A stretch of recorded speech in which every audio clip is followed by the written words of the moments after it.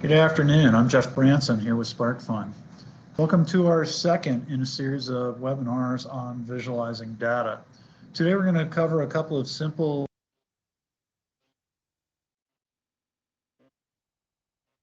Cassie's telling me to hold off a little bit.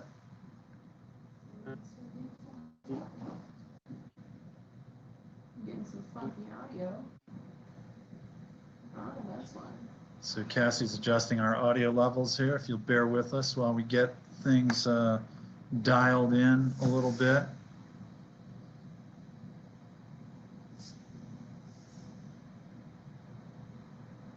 One moment.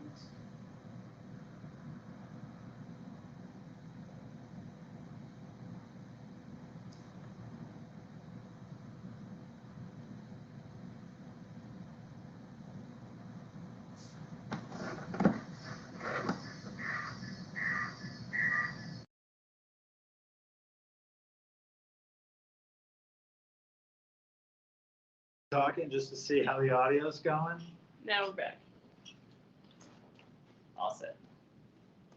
So I want to make sure that all my audio is off. There we go. You should be good.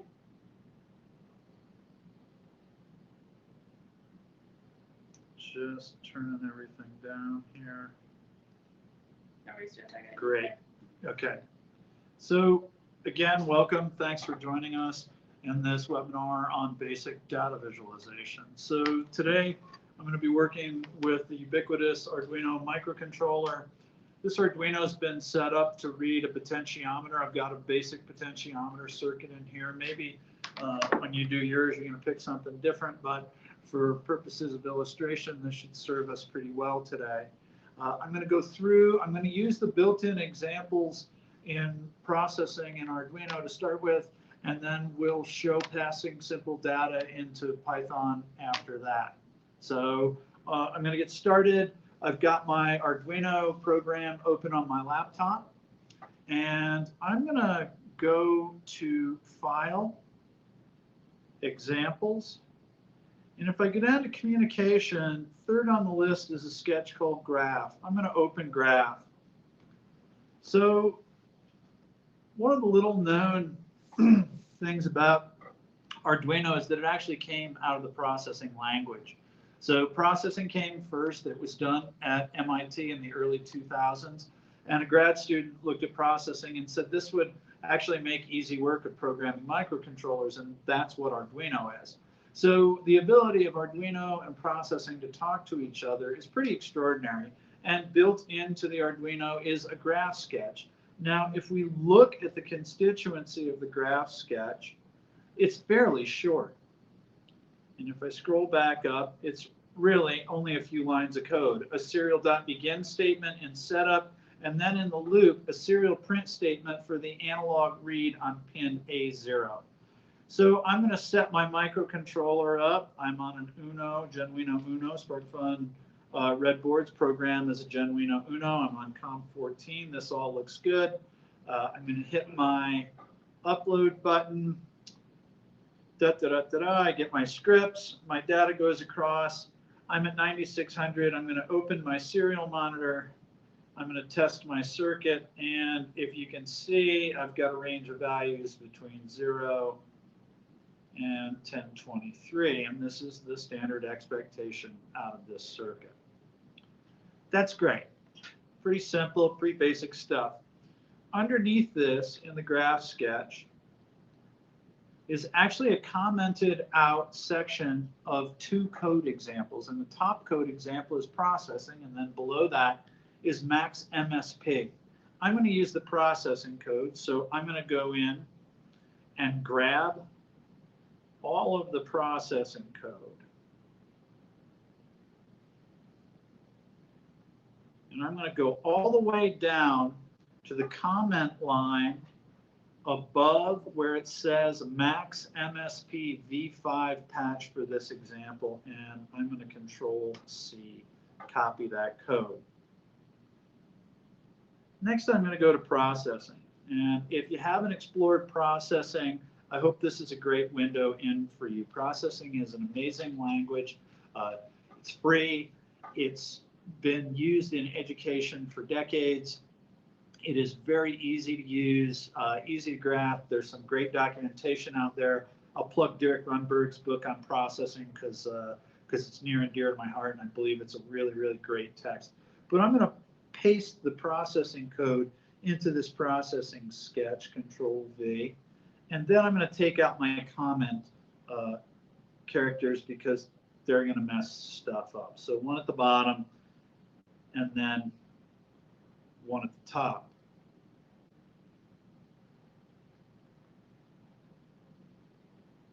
So there's a little bit of commenting on the processing code at the top. Talks about expects a range of values from 0 to 1023. We've already confirmed that range of values in our Arduino sketch. And it looks for a new line or new line and carriage return delimiter. So we'll talk a little bit about how the data is formatted as it gets passed across, because formatting, as it turns out, is a really important thing when we're passing data between two devices. So there's a couple of things that I need to check here. And processing is really nice in this example in that it gives us on line 26, it says print line serial.list. So it will tell me a list of the serial ports that are enumerated on my machine. And then down below that, there's a serial object called my port, and it's a new serial port. And then it looks at a position in the list, and it's actually looking at position 0 right now. Now, I don't understand which port my Arduino is going to run on immediately. I'm going to just try this sketch. It may not work, but it'll give me my ports. And if you see down at the bottom of my sketch, I have COM45, COM46, and COM114. Well, I'm going to stop the execution of the sketch. And if I start counting at 0, 45 would be 0, 46 would be 1, and 114 would be 2. So I'm going to try passing this port declaration 2 based on that logic and see what happens. And when I do that, I actually get a line. And as I turn my potentiometer, that line goes up and down according to the value coming across that port. And then it refreshes and starts over again on the left-hand side. Pretty nifty. If I didn't know where I was in the list, and sometimes ports enumerate and they don't show up in the list, there's another way to do this. And I know that my COM port is actually COM114. So I'm going to take that list position out, and I'm actually going to pass this COM114, the name of the port, and I've determined that through my Arduino sketch. And if I run this, and the gods are smiling on me, it's going to run again. And there it is. So there are a couple of different ways to identify where those ports show up on the machine.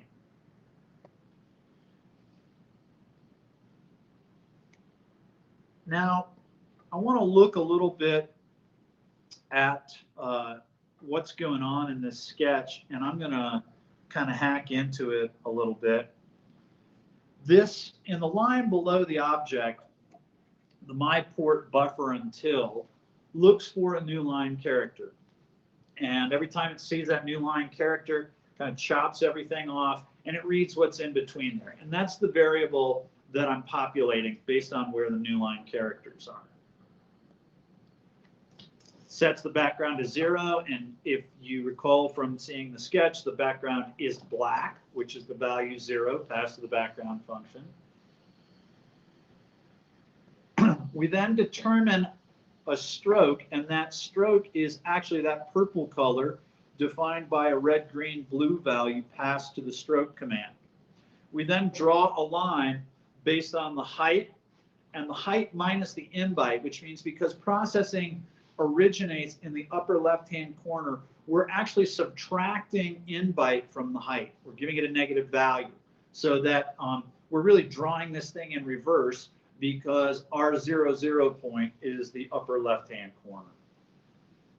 So if it's at the edge of the screen, it's going to set the X position to 0 and redraw the background, 0, black, over the top. If it's not at the edge, it's going to move the X position 1 increment over. So basically, we're drawing a line next to a line next to a line based on subtracting from the height of the screen.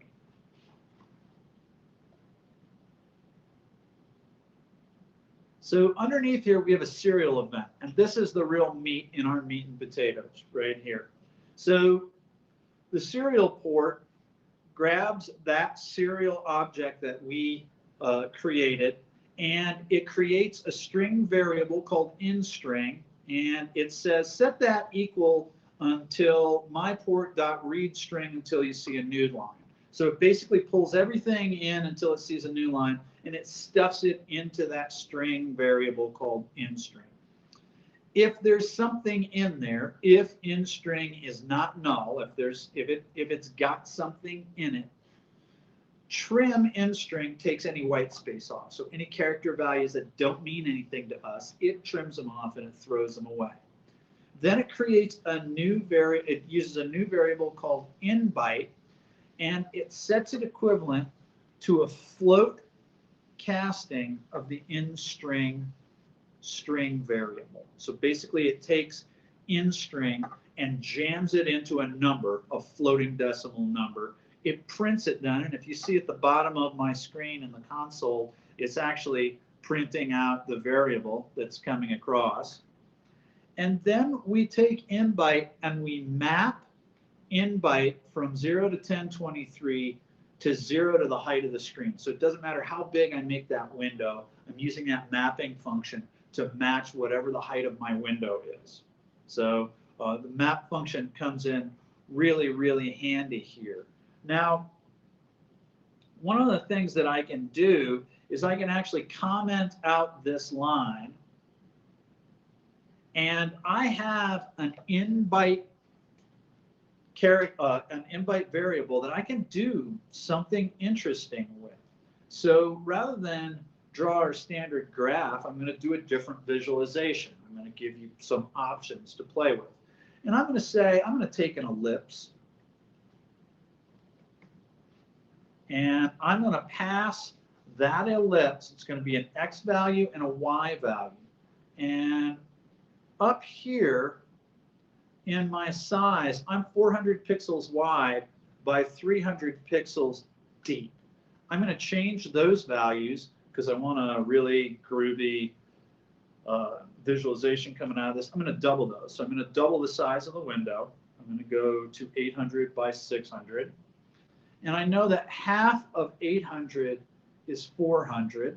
So I'm going to place my ellipse at 400, and half of 600 is 300. And then I'm going to give this a width.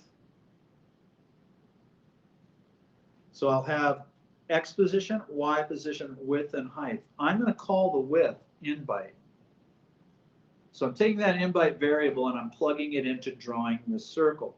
And then maybe if I'm changing my width, I'm going to leave my height at, and it's a radius height, I'm going to say it's 150 pixels, which is roughly half the screen. And I'm going to close this out with a semicolon. And if I didn't miss my guess, what I'm going to get,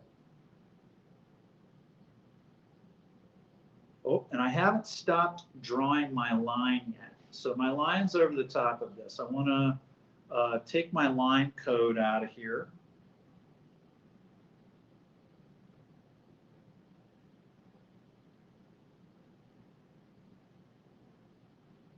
So I'm going to take this out by just commenting out the line.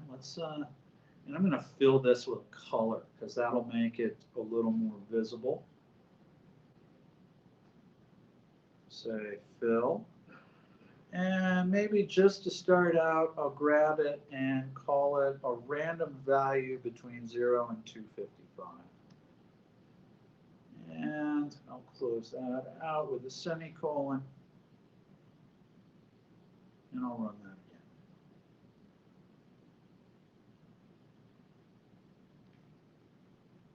And I broke it as I usually do. That's okay. I'm going to come in, I'm going to give this invite as well.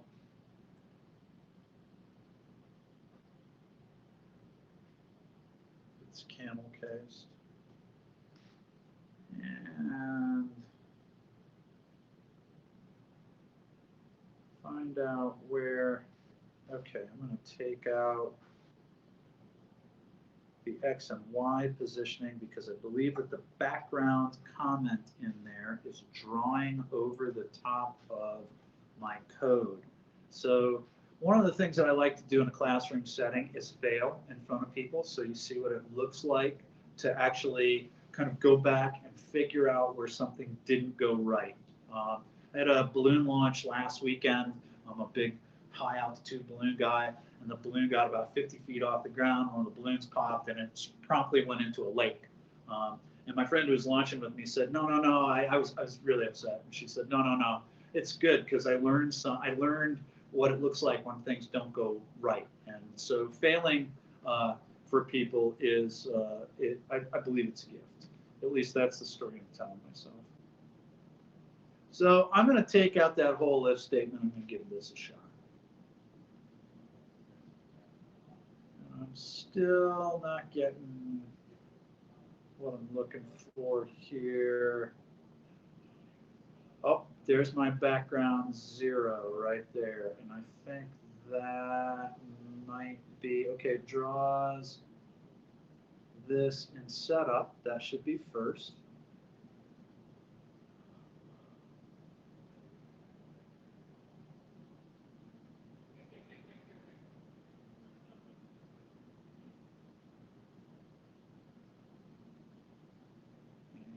Where is my serial event in here?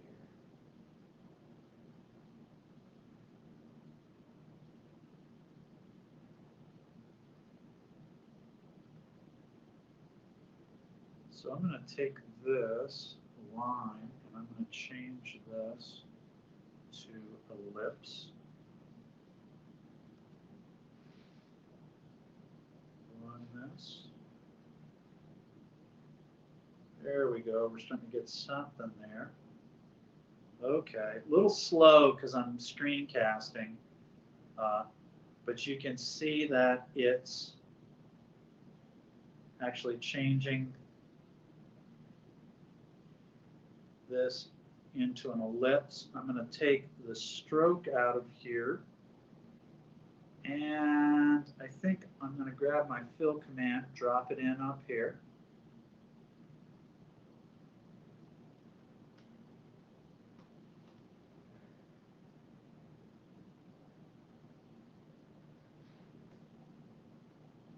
There we go.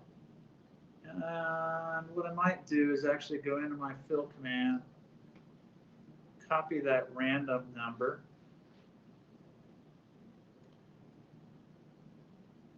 give it another set of random numbers, and now I have a red, green, blue value generating 3 times random between 0 and 255 for red, 0 and 255 for blue, and 0 and 255 for green.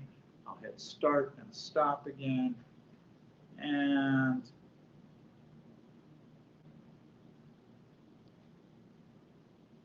there we go. And it's super slow with the screencast.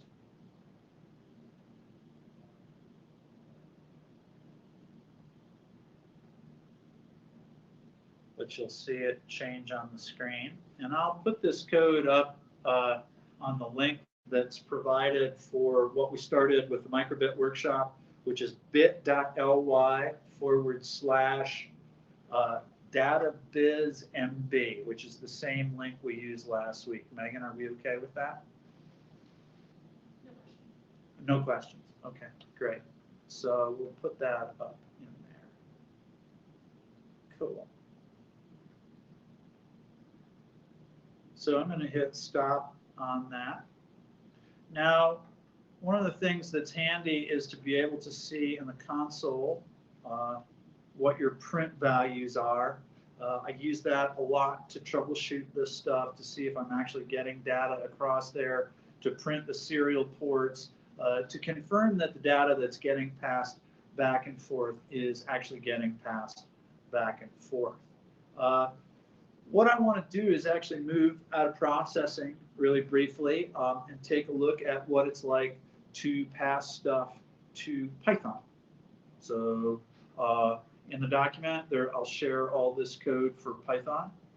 And I'm going to open up my idle environment, the Python environment, and I'm going to start a new file in Python. I'll go over to my document.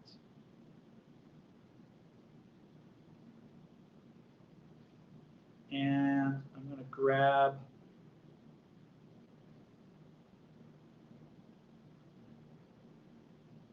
the Arduino code out of here.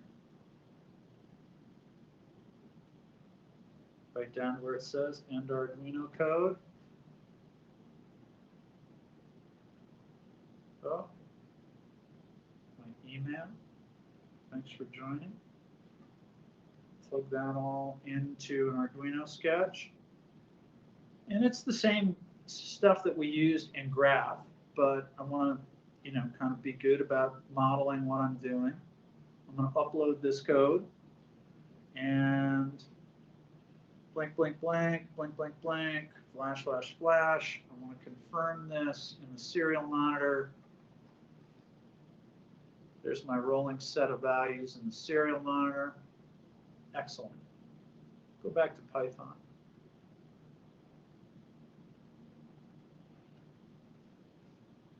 So in Python, I'm using the PySerial library.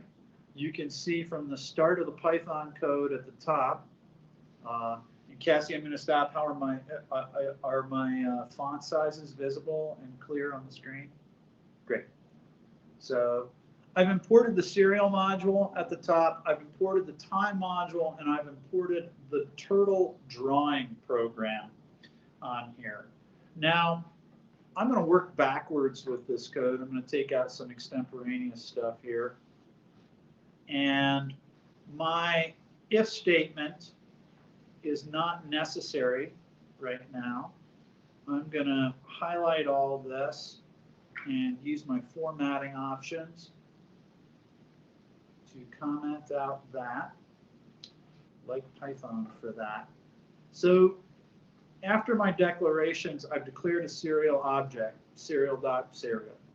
Set it equal to COM14. We saw that in the processing sketch where I literally declared the COM port that my Windows machine was looking at, and that's what we're doing here.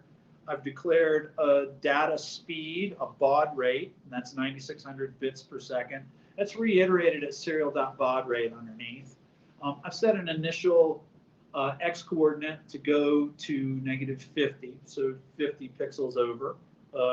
And then I've created a while true loop that reads the serial and stores read_serial, stores the serial read line function.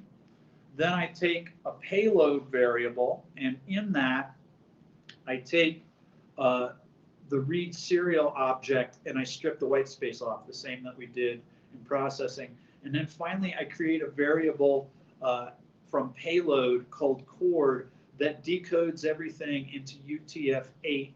And if all goes well, I should be able to print that coordinate. So I'm going to save this.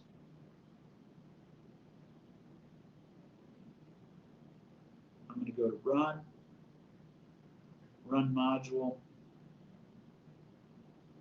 And you can see I get a serial statement in the side that prints out what's going on my potentiometer.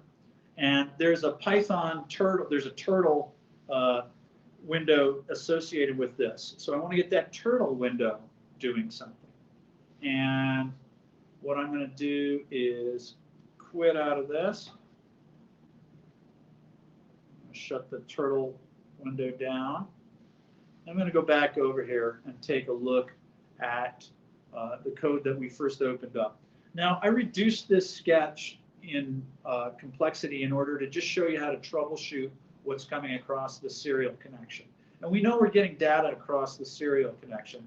So the next thing I want to do is do something with that variable that we're printing out, chord. And if you look at my commented region, which I'll uncomment,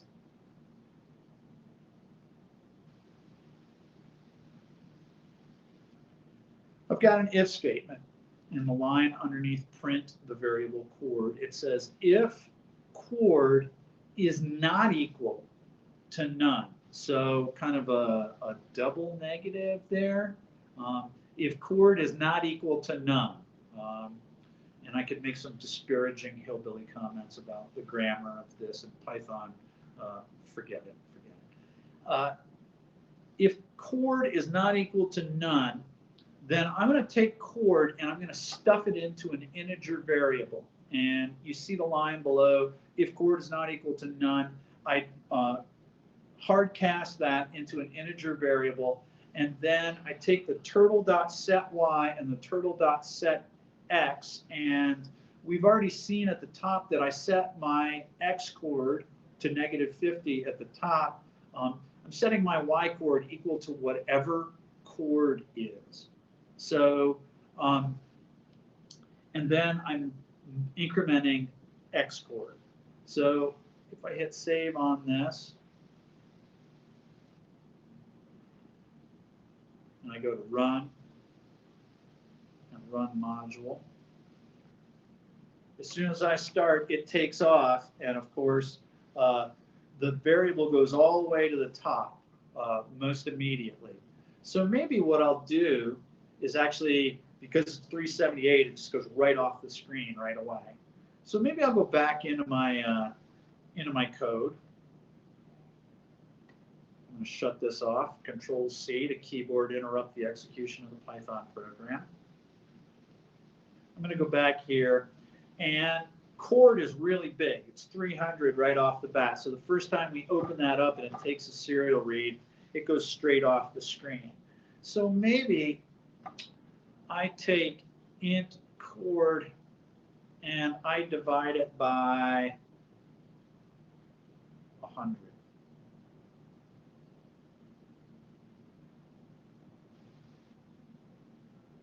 And I'm going to do some order of operations stuff here with parentheses.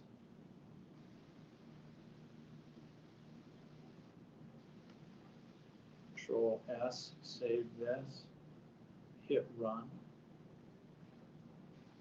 And we start out, and I broke it, which is what I'm good at.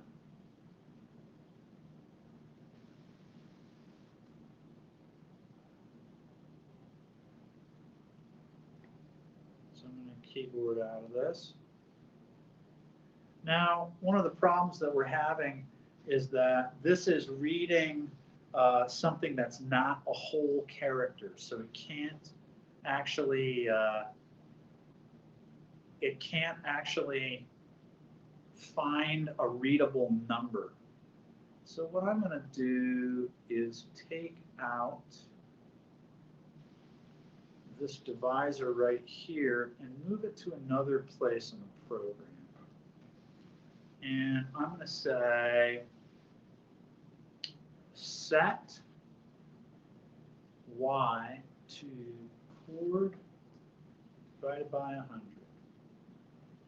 And let's see if that works. Maybe we'll break it again, maybe we won't.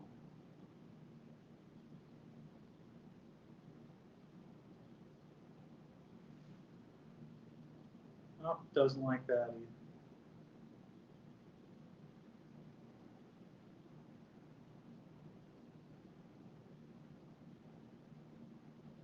So this is typical of how I test programs to find out what's going to work for me when there's no actual kind of example for me. And It's funny, when I did a Python search for this stuff, there's not a lot out there about passing Arduino to Python and using it within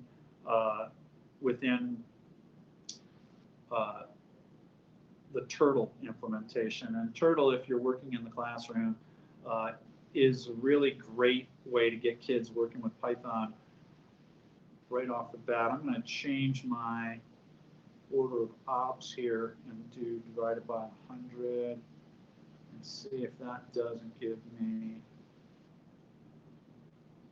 a workable model. Still broke it. So where I place everything is pretty key in here. Megan, do we have any questions? Nothing so far.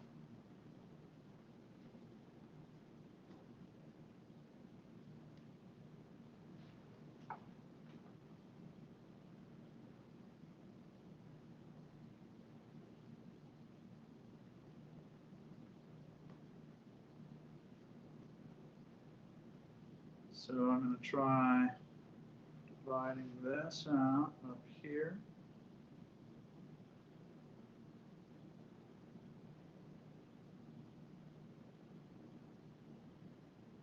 There we go. So now I'm moving, and you can see that move off the screen. So that actually worked for me.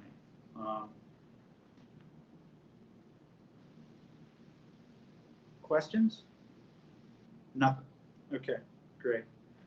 I will plug this into the microbit dataviz bit.ly/dataviz MB. I'll plug in these working examples and fill that sheet out.